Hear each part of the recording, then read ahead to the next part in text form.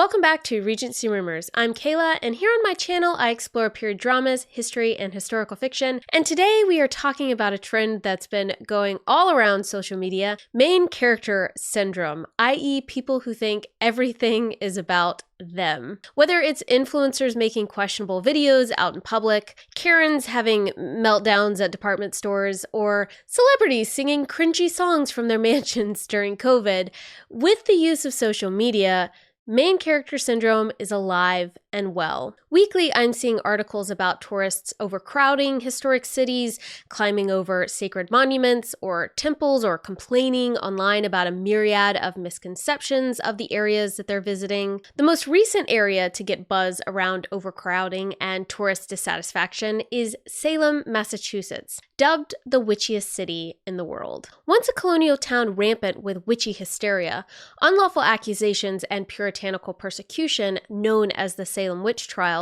Salem, Massachusetts has now become a hub for all things macabre, with thousands of visitors flocking to the area at Halloween alone to participate in spooky activities for the fall season. With a growth in pop culture references about the town, social media coverage, and an uptick in the popularity of dark fantasy on Instagram and Book Talk, Salem has had an absolute boom in tourism in recent years, especially in the month of October. While it's created nearly $140 million in tourism revenue annually, it's also created logistical problems for locals and a slew of ethical questions. Does it sensationalize the brutal deaths of the 15th century citizens of Salem? Should the retelling of the stories of these places evolve not to take out the fun of Halloween, but to put the needs of these historical sites ahead of an onslaught of tourists? In this video, we're going to look at Salem as an example of this growing problem in tourism of these historic areas worldwide, and explore the icky side of dark tourism and how that affects the history and heritage of these tragic areas. If you're new to the channel, I'm kind of new to YouTube myself. I'm trying to get to 10,000 subscribers by Christmas, so please consider subscribing if you like this video. I'm a historian and a researcher. My videos typically talk about modern subjects, and I couple that with historical commentary. To get us in the mood to travel to Salem, I've got my pumpkin sweater on, my pumpkin earrings, my pumpkin spice latte. Pumpkin spice latte. Or pumpkin, if you're Southern, like me. Let's get to some historical yapping.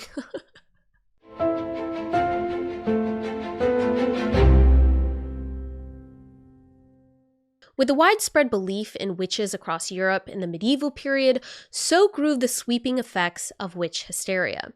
From the mid-1400s to the 1600s, around 80,000 people were executed for allegedly being witches. A popular book called The Maleficus Maleficarum, don't quote me on that, was published in 1486, which detailed ways of finding, hunting, and interrogating witches. Then, with the publication of Demonology in 1597 by King James VI, which was a study on demonology, it very quickly became all the terrifying rage for people to accuse their family, friends, and neighbors of being witches, either out of religious fervor or fear, or oftentimes personal or political motivations. This hysteria spread to the newly colonized America, where puritanical groups turned witch hunting into a small town bloodbath. It began when young girls Elizabeth Parris, aged 9, and Abigail Williams, aged 11, suffered from body contortions and fits. From there, over 150 people were prosecuted because of witchcraft, the majority of whom were women. Of these people, 14 women and 5 men were executed, 5 people died of disease in jail awaiting their fate, and one elderly man, Giles Corey, died at age 81 from having heavy stones placed on top of him for 2 days until he died in an attempt to solicit a confession out of him. The cases we know the most about were Sarah Good and Sarah Osborne, and an enslaved woman named Tituba, as the young girls had accused the women of possessing them. All of this hysteria, many historians believe, boiled down to the witch hunts being a scapegoat for community squabbles, over property and ownership, born from two ruling families, the Porters and the Putnams, who were creating community division through religious power and litigiousness. By 1711, 22 convicted people were exonerated and £600 were paid to the victims' families. In 1957, the state of Massachusetts formally apologized for the trials, and in 2022, all of those convicted were exonerated 330 years later. Now people flock to Salem not solely as a site to remember the victims, but to experience all things spooky, witchy, and Halloween related, which is far removed from the original events of the witch trials. If some of these TikToks are any indication, Salem looks as if it's this picturesque autumnal haven that provides this small town charming experience for all who visit. In reality, in October alone, over 1 million people visit Salem, and the videos from 2024 look far from a small town. Long lines and crowded streets fill up Salem, with locals posting videos like this.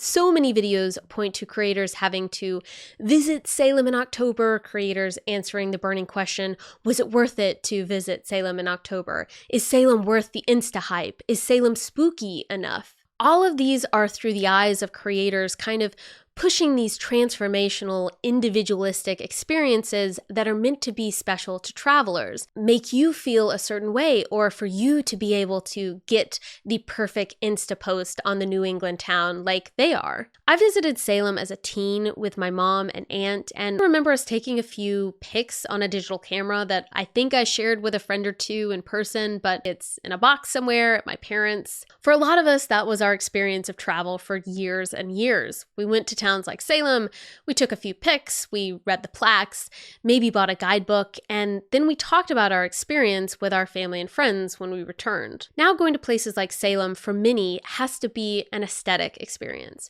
It's got to be at Halloween, the leaves have got to be a certain color.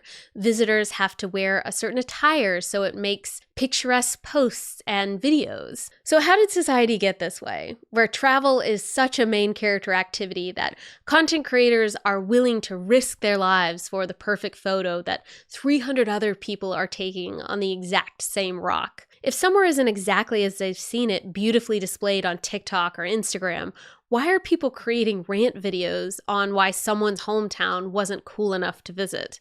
I just got a video of someone complaining about how crowded it is in Salem, Massachusetts, right now, the first week of October. Bro! Complaining about the wait times, complaining about how crowded all the stores were, complaining about how stuff was closed at 4 p.m. You do understand this isn't Disney World, right? There's no fast pass to get around town. Stuff closes at different times because it's not all one place. It's a town. People live there. Like the shock and awe this person had around Salem having the audacity to be busy in almost the middle of October is just beyond me. Go any other time. Go any other time. It's not an amusement park. It's just a town.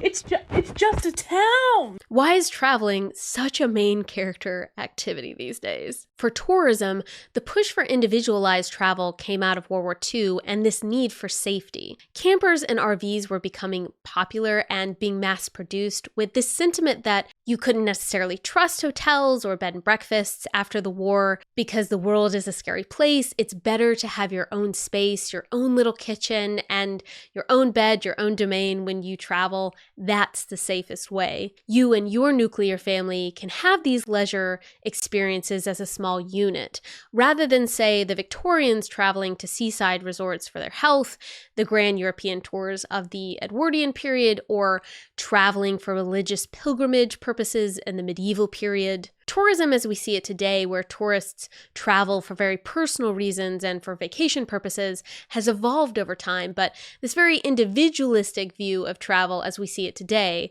is a post-war activity. My favorite type of main character syndrome with tourism is unhinged celebrities. Do you guys remember when Justin Bieber went to the Anne Frank house in Amsterdam and wrote in the guest book, "Truly inspiring to be able to come here. Anne was a great girl. Hopefully she would have been a believer."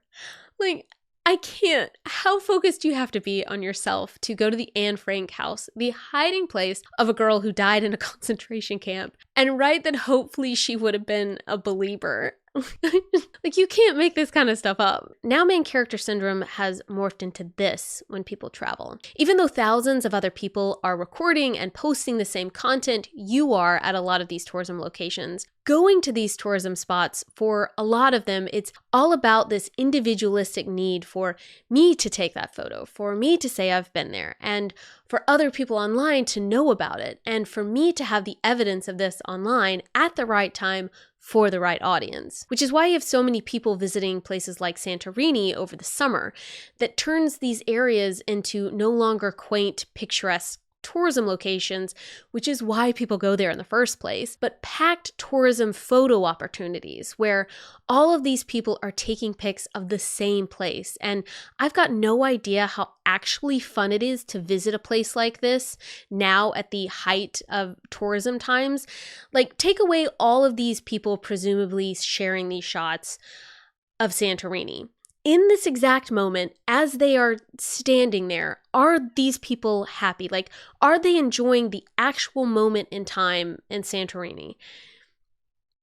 It's hard for me to say yes. The summer of 2024, the 20,000 locals that live in Santorini called for a cap on tourists as their standard of living has been compromised. This just does not look sustainable. It feels like what's hard about these tourism areas is not that they don't want to have any tourists, but that the levels of tourism that are happening today compared to, say, the 1980s and 90s are not sustainable, even with people making money or having jobs. The infrastructure is just not there for the level of tourists that are visiting with absolutely no parameters. It does feel as if locals in places like Santorini are having to live the majority of their lives almost as zoo animals for their quaint lives to be viewed and enjoyed for tourists' temporary dreams. Is TikTok making a lot of us feel like we've got main character syndrome, and so we absolutely, positively must go to this place at this time of year or else our perfect experience will be ruined? On the flip side, it's not only the tourists' jobs to always know when not to come. If events like haunted happenings can impede on things like traffic, garbage pickup, and public safety, all things that locals pay taxes for, then the local government should put in measures to make sure those community needs are met. Having absolutely no rules on this kind of thing is where we get instances of people like these influencers who intentionally went to Disney World during a hurricane when locals were told to evacuate. They made statements about how the Disney staff was going to take care of them, that the parks won't be as full, they're not going to have to stand in any lines. Very main character energy. Locals were making the tough decision on whether to stay because their jobs demanded them to, and they needed the money, or to evacuate. As individuals, those content creators should make the personal choice not to go to Disney during that time period, for their own safety and for the safety of the people of Orlando. For local governments and tourism sites, I do believe this is an instance where they should step in and put the safety of the people who work there or local residents ahead of tourists' wants. Here in the UK, a lot of the festivals I go to are ticketed. It's not like a fall festival where as long as you get into Main Street, then you can get in. There was a fantasy festival back in the summer me and Jordan wanted to go to, and we couldn't because it was sold out. There's a lot of fall events here like this. There's a capped number of people that can come to them, and if you don't have tickets in advance, then you don't get in, and you can try again next year. I realize the logistics of something like that in Salem could sound so naive. I'm not from there, so I'm not going to be like, why don't you just do this thing? I'm so smart. But I am saying from experience that having limited tickets to events at festivals and carnivals here makes it more doable for events to be safe and everyone to have a fun time and locals to know what to expect. For places like Salem, this can feel particularly icky because of the dark tourism involved. Dark tourism is places associated with death, disaster, suffering, destruction, and the macabre. Think Ukraine with the Chernobyl accident, Auschwitz in Poland, and the catacombs of Paris. If you're like me and you're sometimes interested in true crime or ghost stories, then these sites can be exciting prospects, but These sites aren't pretty sunsets off the coast. A lot of them are burial sites, essentially. A lot of times tourism to these dark places can cause problems to local areas. Take, for instance, Amityville, New York. I've said that a million times. I can't get it right. Give me grace. Anyways, in the 1970s, it was a small, close-knit community. Nothing out of the ordinary. When all that changed on November 13th, 1974, when a local named Robert DeFeo Jr. bursted into a local bar claiming his family had died by a chainsaw, by his hands. All of a sudden, the meaning of Amityville changed after a best-selling book, films, documentaries, and sequels turned the area into a dark tourism destination. Now, this can bring some positives. Tourism, which can create jobs, local revenue, and occasionally funds to help keep up historic areas or buildings. However, overwhelmingly, the town of Amityville is defined by the murders. I can't say it correctly. I've tried. It's not happening. Dark tourism can sometimes feel unserious because dark tourism allows visitors to explore the event while remaining at a safe distance, which makes tragedy more palatable. Something like the Titanic, while that's obviously in the middle of the sea, it's treated as very commercialized and kitschy for museums located in the middle of landlocked states like Tennessee. So random. I don't know how true this news actually is, but there's been TikToks going around that Disney is developing a ride that mimics you being on the Titanic, which, if that's true, what? Whether because it's in more recent memory or because of a bunch of other cultural factors, if they were to sell similar items in gift shops like they do with the Titanic for an event like 9/11, I'm pretty sure most people would think that was odd and disrespectful, but because of how the events of the Titanic have developed in the aftermath, we have a society that has allowed for the Titanic to become kitsch and cheesy in tourism. Depending on how time passes and the culture of a local and national place determines how tragedies are treated by tourists. I believe that goes for dark tourism sites like Salem as well. The events were hundreds of years ago. The symbolism of witches have been able to evolve into more positive or palatable depictions through pop cultural references such as Hocus Pocus, Sabrina the Teenage Witch, and the witch from Wizard of Oz. Wicked is a great example of this, where the depiction of witches has been able to evolve into something more positive, and these portrayals of witches are mostly detached from the puritanical versions of the 17th century. Salem is so unserious. I don't know what this is, but good lord. Philip Stone and Hannah Stewart say, the Salem witch is now kitsch and mass-produced, almost juvenile and naive, a symbol of the underworld. In turn, semiotics of the Salem witch and its associated destination branding renders the complex and contested nature of the original witch trials. Although dark tourism can raise awareness, educate the public about community history, and boost the local economy, some residents may view it as unwelcome sensationalism, or as entertainment built on tragedy. For some dark tourism areas, locals who own properties, such as a home associated with Charles Manson, was torn down, whereas the Lizzie Borden house is now a bed and breakfast. So there's really such a mix on how these areas respond to tragic local history. This creator gives a good kind of like an insight into how the actual stories of the Salem witch trials should be consumed by tourists. Just a reminder that if you come to Salem and do one of these tours where you get to practice spells at the places where the witchcraft actually happened, witchcraft didn't actually happen here. That's the whole point. That said, if you're interested in occult history, there's locations all over the United States and all over the world where there were occult practices, folk occult practices, all that good jazz. I'm more than happy to talk about it, but not here. This was the site of a tragedy. I don't think people are wanting to go to Salem for disrespectful reasons. If anything, it's a place where people come to find camaraderie and connection, especially women. Witches have come to symbolize those who exist outside traditional norms. Witches represent both the challenges of inequality and an empowering symbol of feminine strength and resilience.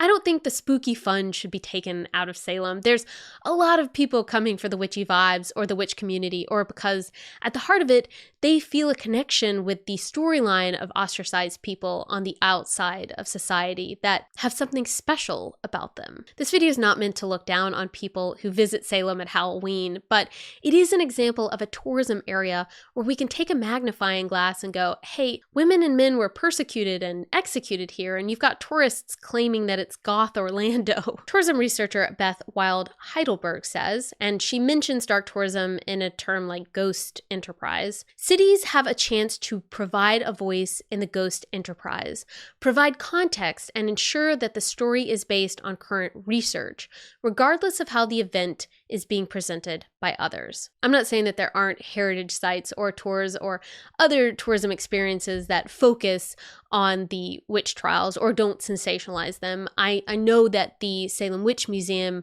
focuses on the trials, the lives of the victims, and has a lot of educational programming and resources. I'm just using Salem as an example of dark tourism areas, which has been included in studies talking about how more could be done to not sensationalize dark history. I haven't been there in many years, and I don't want to definitively talk about heritage experiences, but if you have had experiences with the heritage industry in the area, then I would love to hear about them in the comments below. Are there ways local government and heritage institutions can be more multi-layered in their approach to telling these stories of places like Salem? And are there ways we as tourists can be more mindful and introspective of how we visit these areas? I think traveling for personal reasons is important. Many of the heritage sites I've been to in my life have been because I felt a personal connection to the stories of the people of the past. I'm personally not a perfect tourist. None of us are probably going to get it right all the time when we travel. I do think for those of us who participate in social media,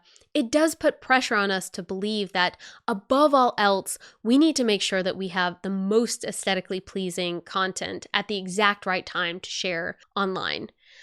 I've been guilty of it. I am so daunted by Instagram. I've got a really sad looking Instagram, I'll be honest. I felt a lot of pressure as someone who wanted to make history content to be consistent, informative, and aesthetically professional, and it's just not my talent. I love heritage sites and museums, and I spent several years being really worried about Instagram photos when I wish I would have just absorbed my time there and lived a bit more in the moment. I think it's great to have the ability to quickly take photos of places and share them online and be in online communities, but I also feel like social media can be a way for people online to feel like they have to have main character syndrome and that they deserve to visit these places and these locations should be picturesque at the exact time that they go, and they deserve to have this nostalgic feeling, when in reality, that's not always going to be the experience of traveling. Salem and other places aren't always going to be picturesque, and that's okay. I think this problem is a catch-22.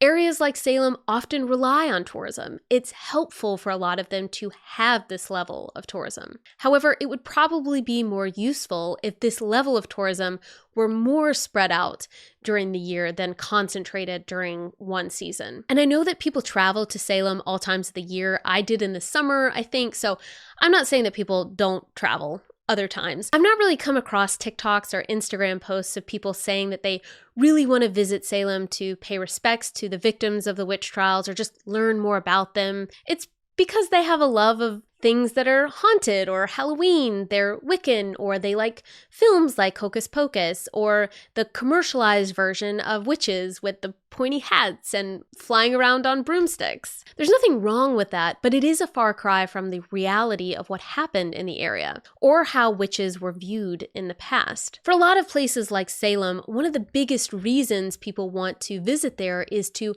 live out a form of fantasy of what it's like living in a quaint, small New England spooky town that they've seen in films like Hocus Pocus. We see that replicated all over the world. People visit Cornwall in the UK to get a quaint taste of a seaside community. But when it's gotten to the point that over 70% of the housing in Cornwall is second homes and vacation rentals, it takes the actual community part out of these quaint places. It can be a bit of a mirage. You're visiting a place that doesn't actually exist in the way that you think it does. As places like Salem become more and more popular, it makes sense to me to start putting in measures that would allow tourists a fun trip to the area, but also protects locals from being priced out of their homes and living somewhere that overwhelmingly caters to tourists. I think as individuals, it would help for tourists to be more communal and introspective, really asking themselves, what is the exact reason to visit these places at a certain time of year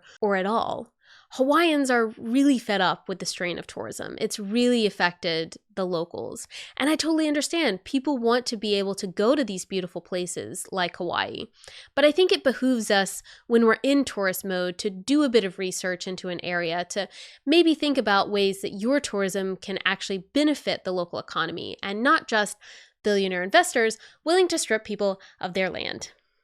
I went there. For Salem, are there ways that tourists can seek out more educational experiences that honor the victims and aren't just about witchy vibes? It's important to remember that places like Salem are real, complex communities, not just aesthetic backdrops for our experiences. When we visit, we can absolutely enjoy the Halloween magic and fall beauty that makes Salem so special, but I think it's important also to take time to reflect on the deeper, often darker history that shapes these places. Showing respect for the past and honoring the people affected by it gives more meaning to our travels. So I'm trying to visit these places not as just a spectator, but as a mindful guest, keeping a balance between capturing the beauty and honoring the stories that make these places so rich. Thanks for watching, and I hope this inspires you to travel with both curiosity and care. Bye!